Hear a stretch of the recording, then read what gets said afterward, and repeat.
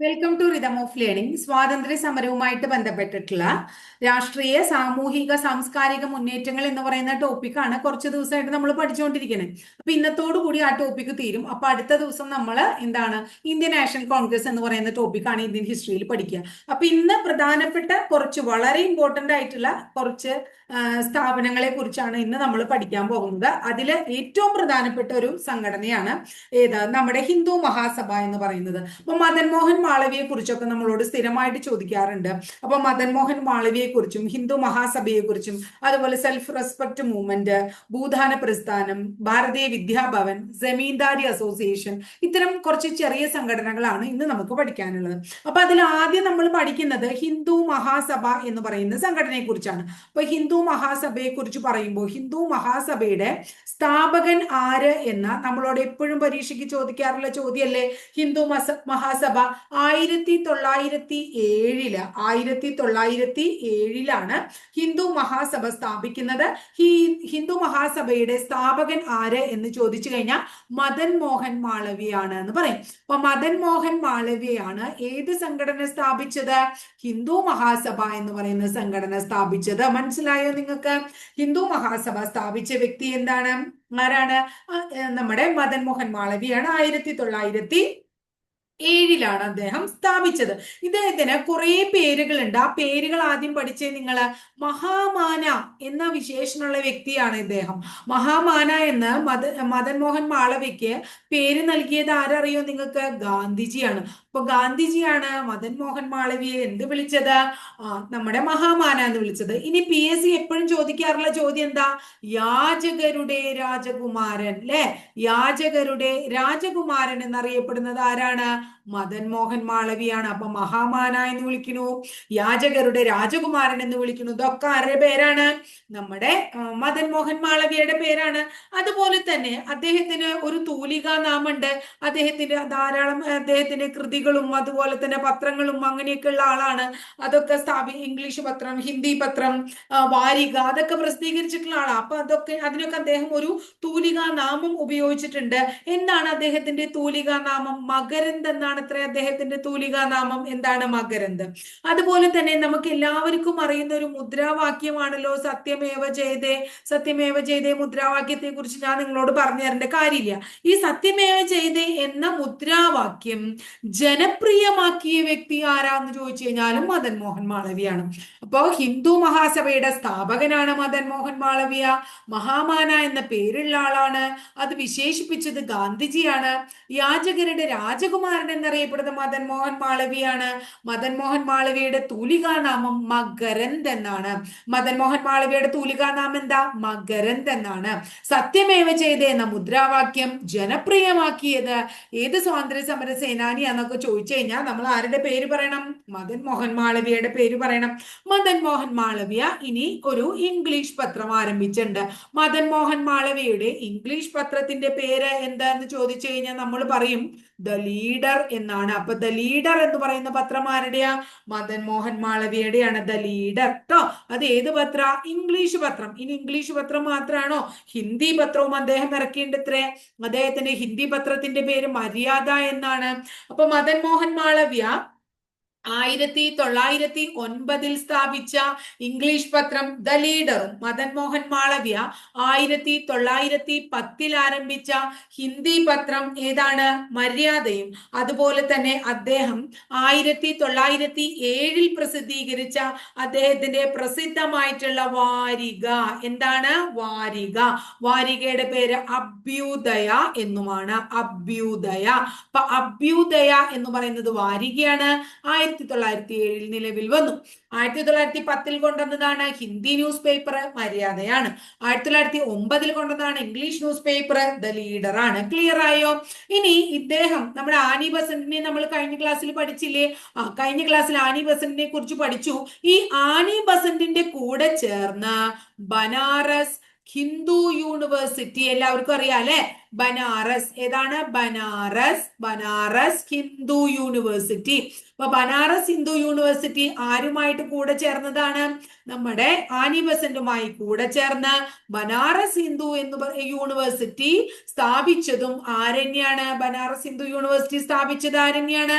മദൻ മോഹൻ മാളവിയാണ്. അപ്പൊ ആനി ബസന്റുമായി ചേർന്ന് 1916 വാരണാസിയിൽ ബനാറസ് ഹിന്ദു യൂണിവേഴ്സിറ്റി ആരംഭിച്ചത് മദൻ മോഹൻ മാളവിയാണ് എന്ന് ഓർത്തുവെക്കുക. ഇനി അടുത്തത് ഈ എന്താ പറയുന്നത്, മദൻ മോഹൻ മാളവ്യ 1938 എന്നാണ് 1938 ഒരു എന്താ പറയുന്നത് ഹിന്ദി പതിപ്പ്, ഹിന്ദുസ്ഥാൻ ടൈംസ്, നമുക്ക് എല്ലാവർക്കും അറിയുന്ന പത്രമാണ് ഹിന്ദുസ്ഥാൻ ടൈംസ് അല്ലെ. ആ ഹിന്ദുസ്ഥാൻ ടൈംസിന്റെ എന്തിറക്കി എന്നാ പറയണത്? ഹിന്ദി പതിപ്പ് പുറത്തിറക്കി. അപ്പൊ മദൻ മോഹൻ മാളവ്യ 1938 ഹിന്ദുസ്ഥാൻ ടൈംസിന്റെ ഹിന്ദി പതിപ്പ് പുറത്തിറക്കി. ആ ഹിന്ദി പതിപ്പിന്റെ പേര് ഹിന്ദുസ്ഥാൻ ദൈനിക് എന്നായിരുന്നു. എന്താ അതിന്റെ പേര്? ഹിന്ദുസ്ഥാൻ ദൈനിക്. അപ്പൊ ഹിന്ദുസ്ഥാൻ ദൈനിക് എന്ന് പറയുന്നത് ഹിന്ദുസ്ഥാൻ ടൈംസിന്റെ എന്താണ്? ഹിന്ദി പതിപ്പാണ്. അത് പുറത്തിറക്കിയത് മദൻ മോഹൻ മാളവിയാണ്. അതിന്റെ പേര് ഹിന്ദുസ്ഥാൻ ദൈനിക് എന്നാണ്. പുറത്തിറക്കിയ വർഷം 1938 ഈ ഹിന്ദുസ്ഥാൻ ടൈംസിന്റെ 1924 മുതൽ 1946 വരെയുള്ള കാലഘട്ടത്തിൽ ഹിന്ദുസ്ഥാൻ ടൈംസിന്റെ ഒക്കെ ചെയർമാൻ ആയിട്ടുള്ള ആള് കൂടിയാണ് ആര്? നമ്മുടെ മദൻ മോഹൻ മാളവ്യാട്ടം. ഇനി അടുത്തത് നിങ്ങൾക്ക് എല്ലാവർക്കും അറിയുന്നതാണ്, കേരളത്തില് ഒരു മദൻ മോഹൻ മാളവ്യ ഉണ്ട്. കേരളത്തിലെ മദൻ മോഹൻ മാളവ്യ ആരാണ്? കേരളത്തിലെ മദൻ മോഹൻ മാളവ്യ മന്നത്ത് പത്മനാഭനാണ്. ആരാണ്? മന്നത്ത് പത്മനാഭനെയാണ് കേരളത്തിലെ മദൻ മോഹൻ മാളവ്യ എന്ന് വിളിക്കുന്നത് അല്ലെ.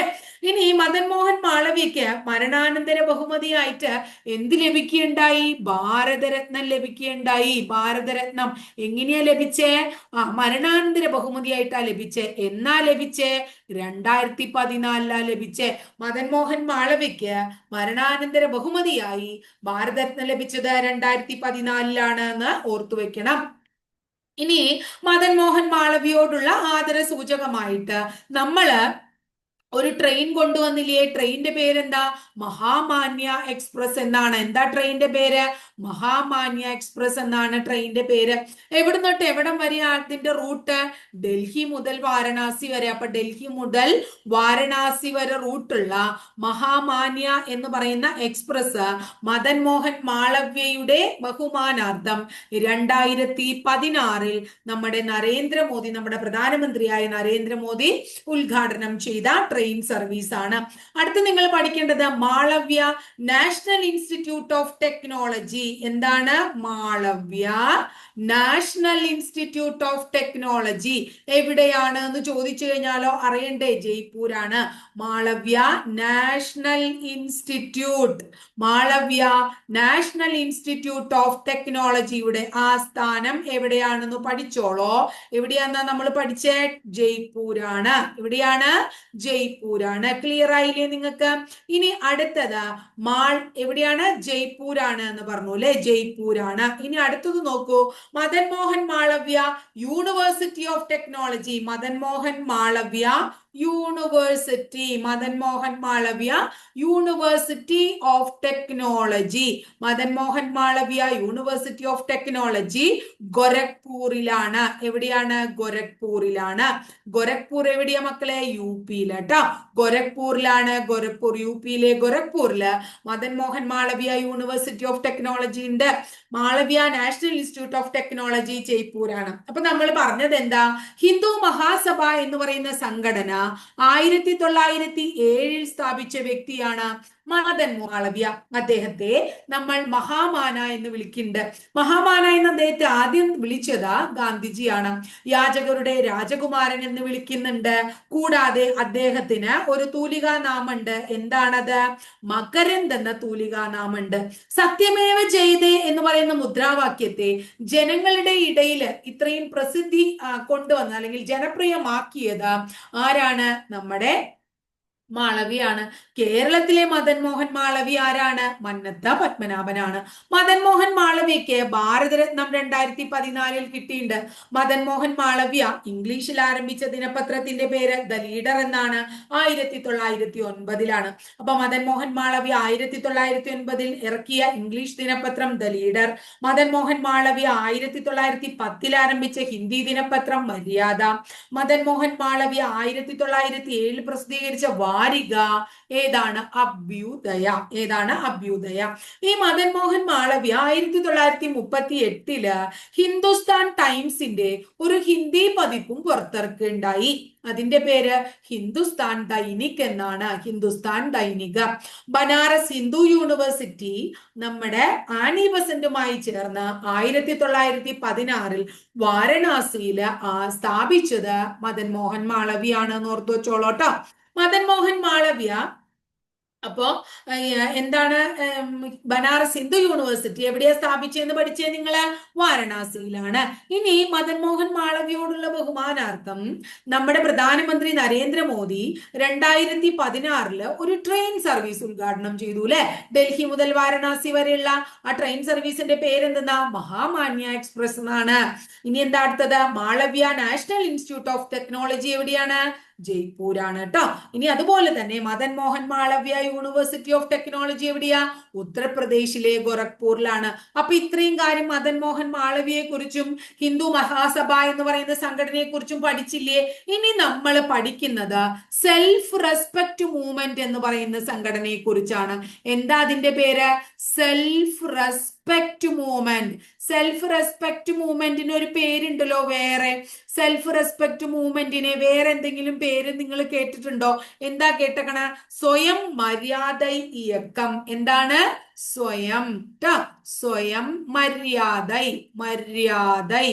സ്വയം മര്യാദ ഇയക്കം. സെൽഫ് റെസ്പെക്ട് മൂവ്മെന്റ് അഥവാ സ്വയം മര്യാദ ഇയക്കം. ഇത് സ്ഥാപിച്ചത് 1925 തമിഴ്നാട്ടിലാണ്. അപ്പൊ നിങ്ങൾക്ക് ആ പേര് മര്യാദ എന്നൊക്കെ കേട്ടപ്പോ മനസ്സിലായി ആരാ സ്ഥാപിച്ചേ? എത്രയോ പ്രാവശ്യം പരീക്ഷയ്ക്ക് ചോദിച്ചിട്ടുള്ള ആളാ അദ്ദേഹം. EV രാമസ്വാമി നായ്ക്കർ. അപ്പൊ EV രാമസ്വാമി നായ്ക്കർ 1925 തമിഴ്നാട് ആസ്ഥാനമായി സ്ഥാപിച്ച സംഘടനയുടെ പേരാണ് സെൽഫ് റെസ്പെക്ട് മൂവ്മെന്റ്. അതിന്റെ മറ്റൊരു പേര് സ്വയം മര്യാദ ഇയക്കം എന്നാണ്. ക്ലിയർ ആയോ മക്കളെ നിങ്ങൾക്ക്? ഈ സെൽഫ് റെസ്പെക്ട് മൂവ്മെന്റ് എന്തിനു വേണ്ടിയിട്ടാ കൊണ്ടുവന്നേ? അതിന്റെ എയിം എന്തായിരുന്നു, അല്ലെങ്കിൽ ലക്ഷ്യം എന്തായിരുന്നു എന്ന് ചോദിച്ചാൽ നിങ്ങൾ എന്ത് പറയണം? പിന്നോക്ക വിഭാഗങ്ങളിലുള്ള ആൾക്കാർക്ക് തുല്യ അവകാശമുള്ള ഒരു സമൂഹത്തെ വാർത്തെടുക്കുക എന്ന ലക്ഷ്യമായിരുന്നു. അപ്പൊ പിന്നോക്ക വിഭാഗത്തിലുള്ള ആൾക്കാരെ മുന്നോട്ട് കൊണ്ടുവരിക അല്ലെ? പിന്നോക്ക വിഭാഗക്കാരെ സമൂഹത്തിൽ തുല്യ പദവിയിലുള്ള ആൾക്കാരായിട്ട് മാറ്റാ എന്ന ഉദ്ദേശത്തോടു കൂടി EV രാമസ്വാമി നായ്ക്കർ 1925 തമിഴ്നാട് ആസ്ഥാനമായി കൊണ്ടുവന്ന സംഘടനയുടെ പേരാണ് സെൽഫ് റെസ്പെക്ട് മൂവ്മെന്റ് അഥവാ സ്വയം മര്യാദ ഇയക്കം. ഇനി EV രാമസ്വാമി നായ്ക്കര് 1-2 പത്രങ്ങളൊക്കെ ആരംഭിച്ചിട്ടുണ്ട്. അപ്പൊ ആരംഭിച്ച പത്രങ്ങൾ ഏതാണെന്ന് വേണമെങ്കിൽ നമ്മളോട് ചോദിക്കാം. അദ്ദേഹത്തിന്റെ ഇംഗ്ലീഷ് വീക്ക്ലിയുടെ പേര് ഇംഗ്ലീഷ് ആണ്, അതൊരു വീക്ക്ലിയാണ് എന്നോർക്കുക. അദ്ദേഹത്തിന്റെ ഇംഗ്ലീഷ് വീക്ക്ലിയെ നമ്മൾ എന്താ വിളിക്കണേ? റിവോൾട്ട്. അപ്പൊ റിവോൾട്ട് എന്ന ഇംഗ്ലീഷ് വീക്ക്ലി ആരാ രചിച്ച? ആരുടെയാണത്? ആരാ കൊണ്ടുവന്നേ? ഇദ്ദേഹമാണ് കേട്ടോ. അതായത് നമ്മുടെ EV രാമസ്വാമി നായ്ക്കരാണ്.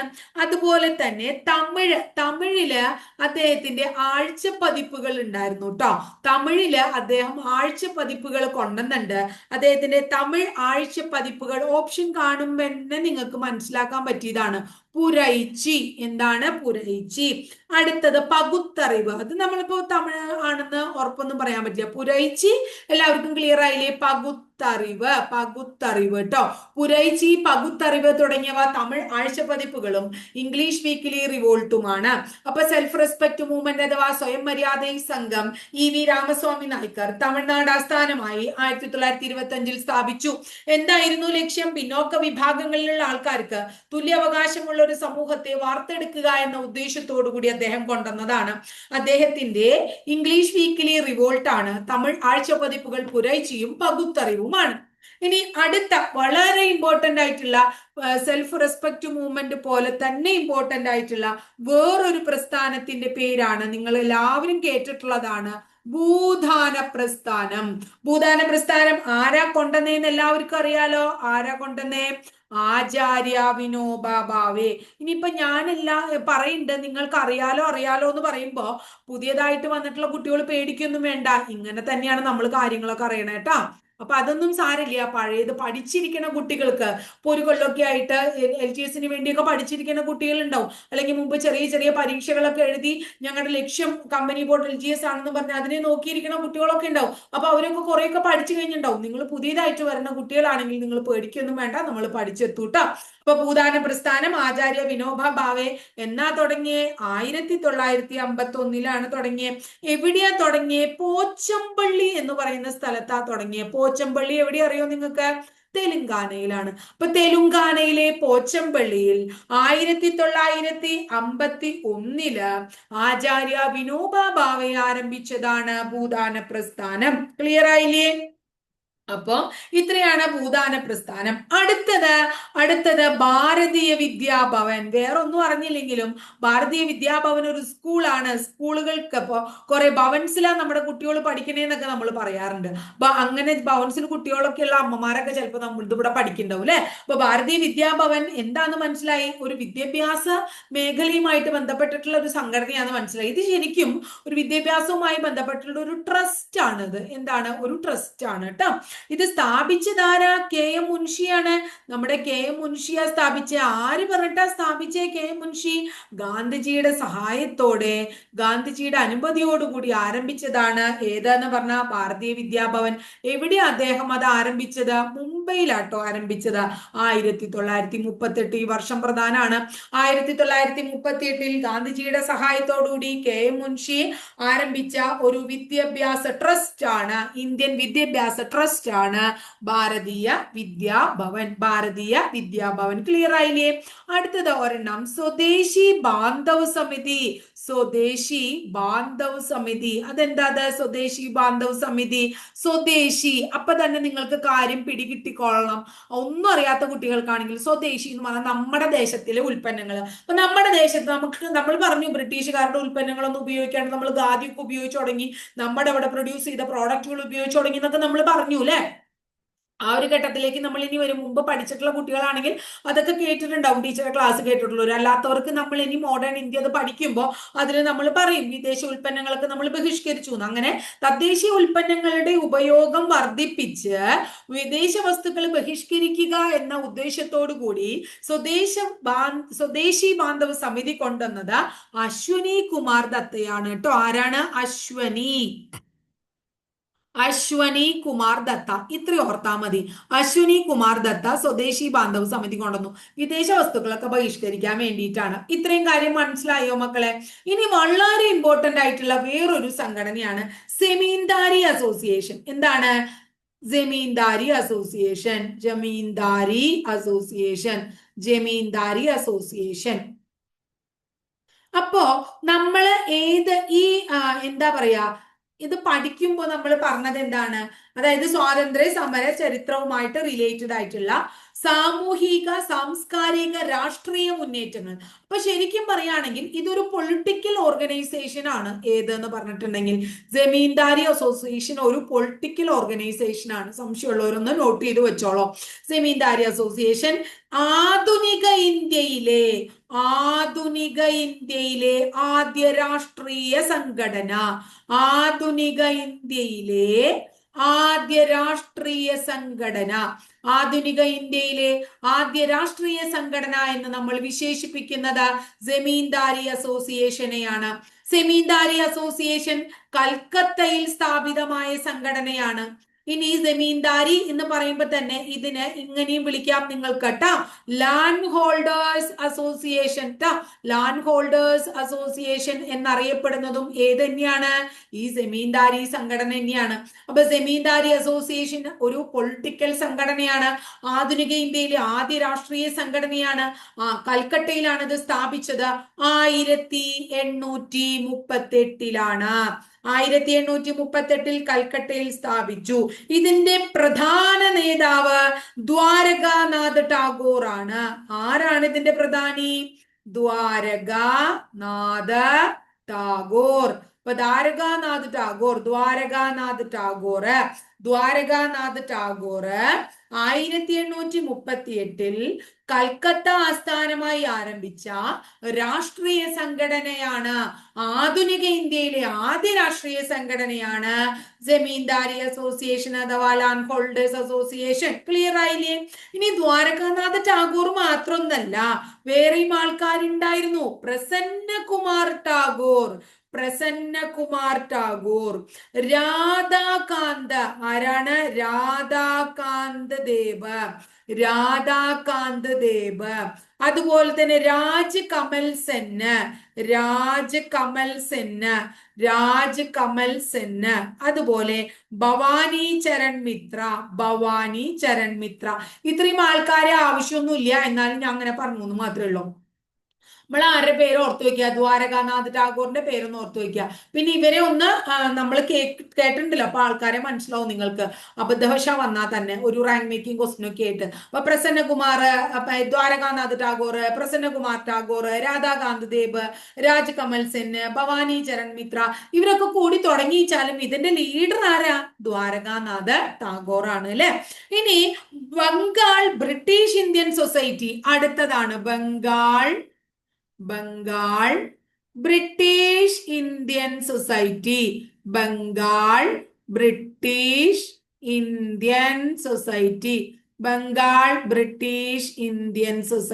കേട്ടോ മക്കളെ? അപ്പൊ ബംഗാൾ ബ്രിട്ടീഷ് ഇന്ത്യൻ സൊസൈറ്റി കൽക്കത്തയിൽ തന്നെയാണ് ആരംഭിച്ചത്. ബംഗാൾ ബ്രിട്ടീഷ് ഇന്ത്യൻ സൊസൈറ്റിയും ആരംഭിച്ചത് ഇവിടെ തന്നെയാണ്, കൽക്കത്ത. ആരംഭിച്ചത് എന്നാ? 1843. ആരംഭിച്ചതെന്നാ? 1843 കേട്ടോ. ആരാരംഭിച്ചു? George Thompson. ആരാണ്? George Thompson. ഇപ്പൊ ജോർജ് തോംസൺ എന്ന് പറയുന്ന വ്യക്തി 1843 കൽക്കത്ത ആസ്ഥാനമായിട്ട് സമൂഹത്തിലെ എല്ലാ വിഭാഗങ്ങളുടെയും ക്ഷേമവും ലക്ഷ്യവും ഒക്കെ കൊണ്ട് വന്നിട്ടുള്ളതാണ്. അതായത് ഇപ്പൊ നേരത്തെ അപ്പോ ശരിക്കും പറയുകയാണെങ്കിൽ ഈ ജമീന്ദാരി അസോസിയേഷൻ എന്ന് പറഞ്ഞിട്ടുണ്ടെങ്കിൽ ബംഗാള്, അതുപോലെ തന്നെ ബീഹാർ, അതുപോലെ തന്നെ ഒഡീഷ ഇവിടേക്കില്ലേ, ഇവിടത്തേക്ക് ഭൂവുടമകളുടെ സംഘടനയാണ് ഏത്? ജമീന്ദാരി അസോസിയേഷൻ. ഇതെങ്ങനെയാണെങ്കിൽ സമൂഹത്തിലെ ഭൂവുടമകൾക്ക് മാത്രമല്ല, എല്ലാ വിഭാഗത്തിലുള്ള ജനങ്ങൾക്കും എന്താണ്? ഉന്നമനം കൊണ്ടുവരാന്നുള്ള ഉദ്ദേശത്തോട് കൂടിയിട്ട് വന്നതാണ്. അപ്പൊ ഇനി അടുത്തത് നിങ്ങൾ പഠിക്കേണ്ടത് ബ്രിട്ടീഷ് ഇന്ത്യൻ അസോസിയേഷൻ. ഈ ബ്രിട്ടീഷ് ഇന്ത്യൻ അസോസിയേഷൻ പഠിക്കാൻ എളുപ്പമാണ്. അത് ഞാൻ പറഞ്ഞിട്ട് വീണ്ടും ഇത് മൂന്നൊന്നും കൂടെ പറയാം കേട്ടോ. ഈ ബ്രിട്ടീഷ് ഇന്ത്യൻ അസോസിയേഷന്റെ പ്രത്യേകത എന്താ വെച്ചിട്ടുണ്ടെങ്കിൽ, അതായത് ഈ ജമീന്ദാരി അസോസിയേഷനും ബംഗാൾ ബ്രിട്ടീഷ് ഇന്ത്യൻ സൊസൈറ്റിയും കൂട്ടി യോജിപ്പിച്ച് കൊണ്ടുവന്നതാണ് 1851. ആരറിയോ? രാധാകാന്ത് ദേവ്. ആരാ? ഈ രാധാകാന്ത് ദേവ് കേട്ടോ. അപ്പൊ രാധാകാന്ത് ദേവ് ക്ലിയർ ആയില്ലേ? അദ്ദേഹം കൊണ്ടുവന്നതാണ് ഇത്. ഇനി ബ്രിട്ടീഷ് ഇന്ത്യൻ അസോസിയേഷൻ ആണല്ലോ, അവരുടെ ഒരു പ്രസിദ്ധീകരണം ഒക്കെ ഉണ്ട്. അവരുടെ പ്രസിദ്ധീകരണത്തിന്റെ പേരൊന്ന് പഠിച്ചു വെച്ചോളൂ. ഹിന്ദു പാട്രിയറ്റ്. എന്താണ്? ഹിന്ദു പാട്രിയറ്റ് എന്ന് പറയുന്നത് അവരുടെ പ്രസിദ്ധീകരണമാണ്, ഹിന്ദു പാട്രിയറ്റ്. ക്ലിയർ ആയില്ലേ? അപ്പൊ ഇത്രയേ ഉള്ളൂ, ഹിന്ദു പാട്രിയറ്റ് കേട്ടോ. അപ്പൊ ഇത്രയേ ഉള്ളൂ, കഴിഞ്ഞു. അപ്പൊ ഇത് ഈ പറഞ്ഞ കാര്യങ്ങളൊന്നും പറയാം നമുക്ക്. ജമീന്ദാരി അസോസിയേഷൻ എന്ന് പറഞ്ഞിട്ടുണ്ടെങ്കിൽ എന്താ വെച്ചാ, ബംഗാള്, ബീഹാർ, ഒറീസ അങ്ങനെയൊക്കെയുള്ള സ്ഥലത്ത് കുറെ ഭൂവുടമകൾ ഉണ്ടായിരുന്നു. അവരെല്ലാവരും കൂടി ചേർന്ന് കൊണ്ടുവന്ന ഒരു സംഘടനയാണ്, അവരുടെ സംഘടനയാണ്. ഇതൊരു പൊളിറ്റിക്കൽ സംഘടനയാണ്. ആധുനിക ഇന്ത്യയിലെ ആദ്യ രാഷ്ട്രീയ സംഘടനയാണ്. 1838 വന്ന് ഭൂവുടമകളുടെ ആയതുകൊണ്ട് ലാൻഡ് ഹോൾഡേഴ്സ് അസോസിയേഷൻ ഒരു പേരും കൂടി ഉണ്ട്. കൽക്കത്തയാണ് ആസ്ഥാനം. ഇതിന്റെ നേതൃത്വം നൽകിയത് ദ്വാരകാനാഥ് ടാഗോർ ആണ്. കൂടാതെ പ്രസന്നകുമാർ ടാഗോറും രാധാകാന്ത് ദേവും രാജ് കമൽ സെന്നും അതുപോലെ ഭവാനി ചരൺ മിത്രയൊക്കെ ഉണ്ടായിരുന്നു. ഇനി ബംഗാൾ ബ്രിട്ടീഷ് ഇന്ത്യൻ സൊസൈറ്റി എന്ന് പറഞ്ഞിട്ട് കൽക്കട്ടയിൽ ജോർജ് തോംസൺ വേറൊരു സംഘടന കൊണ്ടുവന്നു 1843. അതെങ്ങനെയാ വെച്ചാൽ ഭൂവുടമകൾ മാത്രമല്ല സമൂഹത്തിലെ എല്ലാ വിഭാഗത്തിലുള്ള ആൾക്കാർക്ക് വേണ്ടിയിട്ട്. അപ്പൊ ഇതിനെ രണ്ടും കൂടി യോജിപ്പിച്ചു, ഭൂവുടമകൾക്ക് വേണ്ടിയിട്ടും സമൂഹത്തിലുള്ള ആൾക്കാർക്ക് വേണ്ടിയിട്ടും എല്ലാവർക്കും വേണ്ടിയിട്ട് ബ്രിട്ടീഷ് ഇന്ത്യൻ അസോസിയേഷൻ എന്ന് പറഞ്ഞ സംഘടന 1851 രാധാകാന്ത് ദേവ് കൊണ്ടുവന്നു. അതിന്റെ പ്രസിദ്ധീകരണമാണ് ഹിന്ദു പാട്രിയറ്റ്. അപ്പൊ നിങ്ങള് ഇങ്ങനെ മനസ്സിലാക്കുക, ബംഗാൾ, ബീഹാർ, ഒറീസ തുടങ്ങിയ സ്ഥലങ്ങളിലെ ഭൂവുടമകളുടെ സംഘടനയാണ് ലാൻഡ് ഹോൾഡേഴ്സ് അസോസിയേഷൻ അല്ലെങ്കിൽ ജമീന്ദാരി അസോസിയേഷൻ. ആധുനിക ഇന്ത്യയിലെ ആദ്യത്തെ രാഷ്ട്രീയ സംഘടനയാണ്. ക്ലിയർ ആയില്ലേ? ഇനി ബംഗാൾ ബ്രിട്ടീഷ് അസോസിയേഷനും അല്ലെ, അതുപോലെ തന്നെ ബംഗാൾ ബ്രിട്ടീഷ് ഇന്ത്യൻ സൊസൈറ്റിയും ജമീന്ദാരി അസോസിയേഷനും കൂടി യോജിച്ചിട്ടാണ് ബ്രിട്ടീഷ് ഇന്ത്യൻ അസോസിയേഷൻ വന്നത്. ബ്രിട്ടീഷ് ഇന്ത്യൻ അസോസിയേഷൻ ആരാണ്? രാധാകാന്ത് ദേവ് കൊണ്ടുവന്നു. ഹിന്ദു പാട്രിയറ്റ് അവരുടെ പ്രസിദ്ധീകരണമാണ്. Bengal British Indian society George തോംസന്റെയാണ്. ക്ലിയർ ആയോ? നിങ്ങൾക്ക് സംശയം ഉണ്ടാവും. അപ്പൊ എന്താ പറഞ്ഞത്? ജമീന്ദാരി അസോസിയേഷൻ കൽക്കത്ത 1838. അതിന്റെ മറ്റൊരു പേര് land holders association. Bengal, Bihar, Odisha തുടങ്ങിയവയിലെ ഭൂവുടമകളുടെ സംഘടന. ആധുനിക ഇന്ത്യയിലെ ആദ്യ രാഷ്ട്രീയ സംഘടന അല്ലെ. ഇനി അടുത്തത് ഇതിന്റെ നേതാവ് ദ്വാരകാനാഥ് ടാഗോർ. അതിനുശേഷം എന്താ, സമൂഹത്തിലെ എല്ലാ ആൾക്കാരുടെയും പുരോഗതിക്ക് വേണ്ടിയിട്ട് ബംഗാൾ ബ്രിട്ടീഷ് ഇന്ത്യൻ സൊസൈറ്റി എന്ന് പറഞ്ഞിട്ട് ജോർജ് തോംസൺ 1843 കൽക്കട്ടയിൽ വേറൊരു സംഘടന ആരംഭിച്ചു. ക്ലിയർ ആയില്ലേ? ഇനി ബംഗാൾ ബ്രിട്ടീഷ് ഇന്ത്യൻ സൊസൈറ്റിയെയും ജമീന്ദാരി അസോസിയേഷനെയും കൂട്ടിയോജിപ്പിച്ച് Radhakant Dev British Indian association രൂപീകരിച്ചു. 1851 ഹിന്ദു പാട്രിയറ്റ് ആണ് പ്രസിദ്ധീകരണത്തിന്റെ പേര്. ഇത്രയുള്ള മക്കളെ. അങ്ങനെ നമ്മുടെ വലിയൊരു ഭാഗം കഴിഞ്ഞേട്ടാ. ഇനി അടുത്ത ദേശീയ പ്രസ്ഥാനങ്ങളുടെ ഭാഗത്തിൽ നമ്മൾ ഇന്ത്യൻ നാഷണൽ കോൺഗ്രസ് പഠിക്കും. അത് കഴിഞ്ഞാൽ നമ്മുടെ ബംഗാൾ വിഭജനം, സൂററ്റ് സ്പ്ലിറ്റ് എന്നൊക്കെ പറഞ്ഞിട്ടുള്ള ആ മേഖലയിലേക്ക് പോയി നമ്മൾ ഇന്ത്യ സ്വാതന്ത്ര്യം നേടും കേട്ടോ. അപ്പൊ അതാണ്. അപ്പൊ അതോടുകൂടി മോഡേൺ ഇന്ത്യൻ ഹിസ്റ്ററി തീരും. നമ്മൾ ഇന്ന് ക്ലാസ് തുടങ്ങിയിട്ട് 36 ദിവസമായി. കുറേ അധികം ഭാഗങ്ങൾ നമ്മൾ പഠിച്ചു തീർത്തു. എനിക്ക് ഞാൻ നിങ്ങളൊരു അഭിപ്രായം ഇട്ടോളൂ കേട്ടോ. അതായത് കഴിഞ്ഞ ദിവസം ശനിയാഴ്ച ഒരു എക്സാം നടക്കുകയുണ്ടായി PSCയുടെ. നിങ്ങളുടെ ക്വാളിഫിക്കേഷനിൽ, അതായത് ലാസ്റ്റ് ഗ്രേഡ് കുട്ടികൾ എഴുതുന്ന പരീക്ഷ പോലത്തെ ഒരു പരീക്ഷയായിരുന്നു. പക്ഷെ അതിൽ സാധാരണ 20 മാർക്കിന് കറണ്ട് അഫയേഴ്സ് ഇല്ല എന്ന് മാത്രം. കറണ്ട് അഫയേഴ്സ് ഉണ്ട്. അപ്പൊ ആ എക്സാമില് ക്വസ്റ്റ്യൻ പേപ്പർ കണ്ടപ്പോൾ ഭയങ്കര സന്തോഷമായി. അതായത് നമ്മൾ പഠിപ്പിച്ച കുറേ കാര്യങ്ങൾ അതിൽ വന്നിട്ടുണ്ട്. ആ ക്വസ്റ്റ്യൻ പേപ്പർ വേണമെങ്കിൽ നമുക്കൊന്ന് ചർച്ച ചെയ്യാം. താല്പര്യം ഉണ്ടെങ്കിൽ നിങ്ങൾ കമന്റ് ഇട്ടാൽ മതി. അപ്പൊ നമുക്ക് ക്വസ്റ്റ്യൻ പേപ്പർ ചർച്ച ചെയ്യാം കേട്ടോ. അപ്പൊ ഇത്രയേ ഉള്ളൂ. അപ്പൊ ഇന്നത്തെ ക്ലാസ് ഇവിടെ തീരുകയാണ്. ടീച്ചറുടെ ക്ലാസ് ഇഷ്ടപ്പെട്ടു വെച്ചൊന്ന് ലൈക്ക് ചെയ്യണം. ഇഷ്ടപ്പെട്ട ക്ലാസ്സുകൾ കൂട്ടുകാരിലേക്ക് ഷെയർ ചെയ്യണം. ആദ്യമായിട്ട് ചാനൽ കാണുന്നവർ ഒന്ന് സബ്സ്ക്രൈബ് ചെയ്യൂ കേട്ടോ. അതോടൊപ്പം ആ ബെല്ലൈക്കൺ കൂടി ഒന്ന് എനേബിൾ ചെയ്താൽ ടീച്ചർ ഓരോ ദിവസം അപ്ലോഡ് ചെയ്യുന്ന വീഡിയോസ് കൃത്യമായിട്ട് നിങ്ങൾക്ക് നോട്ടിഫിക്കേഷൻ ആയിട്ട് ലഭിക്കുകയും ചെയ്യും. അപ്പൊ അടുത്ത ദിവസം മറ്റൊരു ടോപ്പിക്കുമായി നമുക്ക് വീണ്ടും കാണാം കേട്ടോ.